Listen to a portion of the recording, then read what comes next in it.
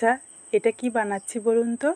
আপনারা যারা যারা খেতে ভালোবাসেন তাদের জন্য আবার নিয়ে চলে আসলাম একটা দারুণ রেসিপি। প্রথমে 300 গ্রাম মতো আটা ময়দা আমি মিশিয়ে নিয়েছিলাম হাফ হাফ। তারপর ওর মধ্যে 2 চামচ সাদা তেল, স্বাদ মতো নুন, অল্প কিছুটা চিনি দিয়ে খুব ভালো করে মেখে নিয়েছিলাম। কিছুটা মিশ্রণ হাতে নিয়ে মুঠো করলেই দেখবেন ঠিক এই রকম দলা পেকে যাচ্ছে। তখন অল্প অল্প করে জল দিয়ে মিশ্রণটা মেখে নিতে হবে। রুটি বা পরোটা করার জন্য যেভাবে আটা বা ময়দা মাখেন ঠিক সেইভাবে। তারপর আমি একবার ভালো করে দলে রেখেছিলাম ডোটা। তারপর সামান্য সাদা তেল মাখিয়ে ডোটা চাপা দিয়ে রেখে একটা পুর আমি বানিয়ে নিয়েছিলাম।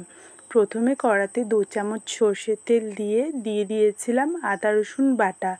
আচ্ছা, আমি এখানে একটু ভুল করেছি, প্রথমে পেঁয়াজ না দিয়ে আদা রসুন বাটাটা দিয়েছিলাম, কিন্তু কোনো সমস্যা নেই, ভাজা হওয়া নিয়ে দরকার। তো প্রথমে নুন দিয়ে আদা রসুন বাটাটা লাল করে ভেজে নিয়ে হাফ পেঁয়াজ আর সামান্য কাঁচা লঙ্কা কুচি ভেজে নিয়ে সামান্য হলুদ গুঁড়ো দিয়ে একটু ভেজে ওর মধ্যে দিয়েছিলাম নেড়ো গুঁড়ো দিয়ে একটু ভাজলেই পুর তৈরি। এবার রেস্টে রাখা ডোটা খুলে আরও একবার খুব ভালো করে ডলে নিয়েছিলাম। ডলে নেওয়ার পর লেচি করে নিয়েছিলাম। রুটি বা পরোটার জন্য যেই রকম লেচি হয় সেটার থেকে সামান্য বড় সাইজের। ভিডিওতে দেখলে হয়তো আপনারা বুঝতে পারবেন না, ডোটা থেকে মোট 5টা লেচি হয়েছিল। এবার একটা লেচি একটু তেলে ডুবিয়ে বড় করে রুটির মতো গোল করে বেলে নিয়েছিলাম।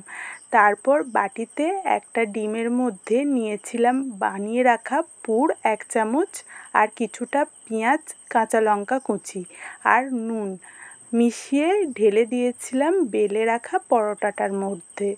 এবার চারদিক থেকে পরোটাটা ঢাকা দিয়েছিলাম ঠিক এইভাবে। আর চাটুতে 1 পলা সাদা তেল দিয়ে গরম করে খুব সাবধানে দুটো হাতে ধরে পরোটাটা তেলের মধ্যে দিয়ে উল্টিয়ে পাল্টিয়ে লাল লাল আর মচমচে করে ভেজে নিলেই খাবার জন্য তৈরি মোগলাই পরোটা। এখানে আমি মোগলাইটা কেটেও নিয়েছিলাম।